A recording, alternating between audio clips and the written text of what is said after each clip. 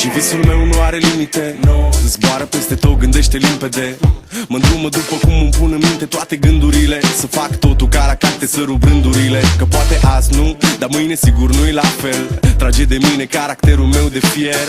Că baie ploaie, vând niciun curcubeu. Dar ci că toate astea-s doar în capul meu. Și-mi zice du-te, nu mai sta. Tu chiar nu vezi cât ai întârziat deja. Aruncă-ți toate visele într-o geantă și pleacă. Grăbește-te că trenul ăsta nu așteaptă. Dar eu știu deja că vreau cu totul altceva.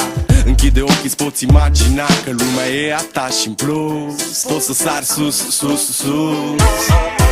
Ai mei, ai mei, ai mei, ai mei n-au avut habar. Cât de sus, cât de sus, cât de sus, cât de sus pot eu să sar. Acum că nu mai am nimic de ascuns, pot să mă duc tot mai sus. Mai sus, tot mai sus, tot mai sus, tot mai sus, sus, sus. Și poate-ți dau totul peste cap, că poate fac doar lucruri care-mi plac.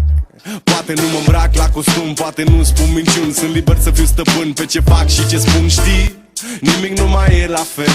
Copilăria s-a maturizat sever. S-a lovit până acum de fel de fel de oameni de păreri, în tipuri de caracter. Și văd cum unii stau degeaba, frate, sunt mulți. Dar văd și alții care luptă încercând să mute munți. Oameni care au ceva de spus, oameni care vor să ajungă tot mai sus.